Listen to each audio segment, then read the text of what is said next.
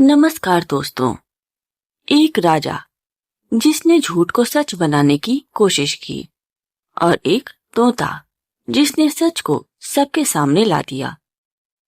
आखिर क्या हुआ जब दोनों आमने सामने आए? आइए सुनते हैं ये दिलचस्प कहानी। किसी राज्य में एक बड़ा ही घमंडी राजा राज करता था। उसके महल के पास एक सुंदर बगीचा था जिसमें एक विशाल आम का पेड़ लगा हुआ था। उसी पेड़ की सबसे ऊंची डाल पर एक चतुर और समझदार तोता रहता था। तोता सिर्फ बोलता ही नहीं था बल्कि समझदार भी बहुत था। एक दिन तोते को जमीन पर चमकती हुई एक चीज दिखाई दी। वह नीचे उतरा, देखा तो वह सोने की अशर्फी थी। तोते ने सोचा, यह मेरे किसी काम की नहीं, इसे राजा को दे देना चाहिए। वह उड़ता हुआ महल पहुंचा और बड़ी ईमानदारी से अशर्फी राजा को दे दी। अब तोते को उम्मीद थी राजा खुश होगा, उसकी तारीफ करेगा, शायद इनाम भी देगा। लेकिन राजा ने अशर्फी ली और चुपचाप रख ली। ना धन्यवाद ना प्रशंसा। तोते को थोड़ा अजीब लगा और वह कुछ बोले बिना लौट गया। कुछ समय बाद राजा अपने भव्य दरबार में पहुंचा। दरबार सजा हुआ था। चारों ओर चमकते झूमर, सजे धजे दरबारी और बीच में ऊंचे सिंहासन पर बैठा हुआ राजा। राजा के चेहरे पर आज अलग ही गर्व था। उसने अपनी मुट्ठी खोली और सोने की चमचमाती अशर्फी सबको दिखाते हुए ऊंची आवाज में कहा, देखो दरबारियों, ऐसी सुंदर और कीमती अशर्फी शायद ही तुमने कभी देखी होगी। अशर्फी की चमक देखकर सभी दरबारी चकित रह गए। वे आपस में धीमे धीमे बात करने लगे। वाह, कितनी दुर्लभ है, निश्चित ही यह कोई खास चीज होगी। तभी एक जिज्ञासु दरबारी आगे बढ़ा और विनम्रता से बोला, महाराज, यह अद्भुत अशर्फी आपको कहां से प्राप्त हुई? राजा ने एक पल के लिए सोचा, फिर उसके चेहरे पर हल्की सी मुस्कान आई और उसने बिना जरा भी झिझक के झूठ बोल दिया। यह अशर्फी हमारे पुरखों के समय से राज खजाने में सुरक्षित थी। आज मैंने सोचा कि इसे आप सबको दिखाया जाए। यह सुनते ही दरबार में प्रशंसा की लहर दौड़ गई। सबने एक स्वर में कहा, महाराज की महिमा अपरंपार है। सचमुच आपके खजाने का कोई मुकाबला नहीं। राजा यह सब सुनकर और भी इठलाने लगा। उसे अपने झूठ पर जरा भी पछतावा नहीं था, बल्कि वह गर्व से मुस्कुरा रहा था। जब इस बात का पता तोते को चली तो उसे बहुत क्रोध आया कि राजा ने सभासदों को यह क्यों नहीं बताया कि यह अशर्फी एक तोते ने दी है। वह तुरंत राजा के पास पहुंचा और बोला, महाराज, आपने झूठ क्यों बोला? राजा ने हंसते हुए कहा, अगर मैं सच बताता कि एक तोते ने दी है तो लोग मुझ पर हंसते।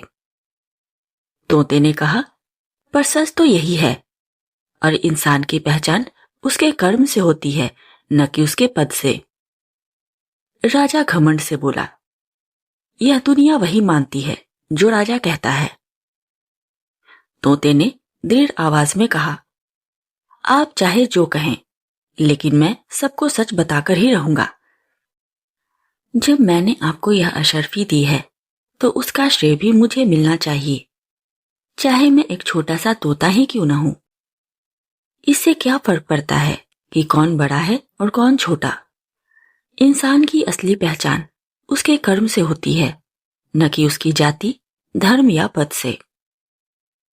आप एक राजा हैं, आपसे तो उम्मीद की जाती है कि आप सच और न्याय का साथ देंगे।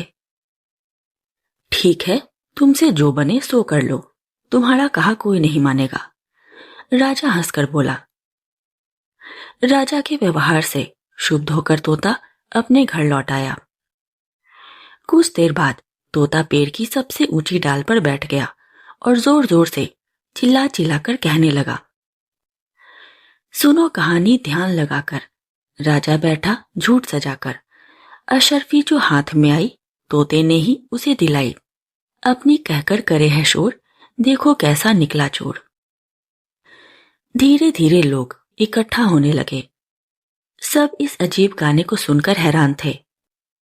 राजा के नौकरों ने तोते का गाना सुना तो भागकर राजा के पास पहुंचे और तोते के गाने के बारे में उसे बताया।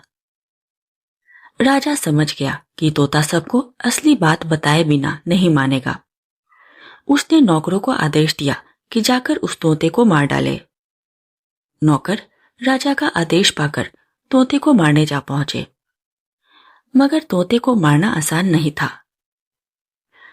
एक तो वह सबसे ऊंची डाल पर बैठा था और उस पर यहां वहां फुदक जाता था।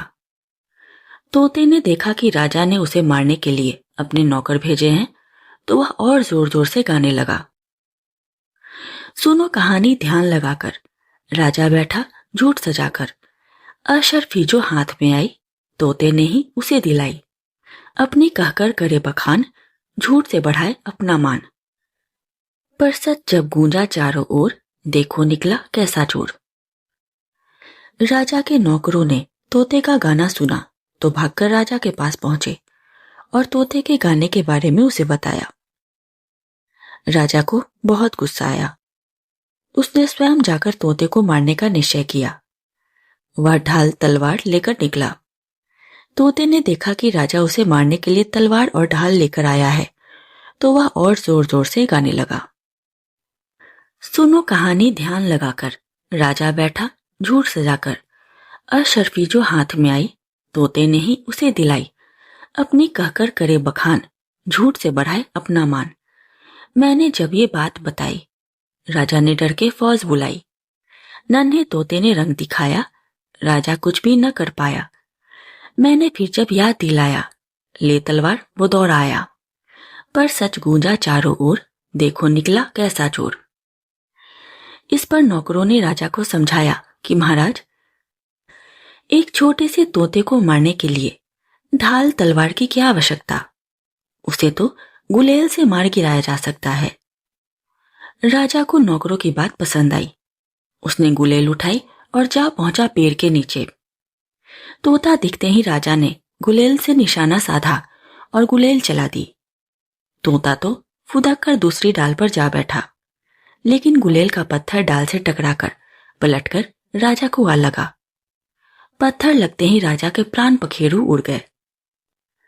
इस प्रकार नन्हे से तोते ने राजा को उसके झूठ का दंड दे दिया और सबको सिखा दिया कि किसी को भी अपने से छोटा मानकर उसके अधिकारों का हनन नहीं करना चाहिए। कहानी की नैतिक शिक्षा।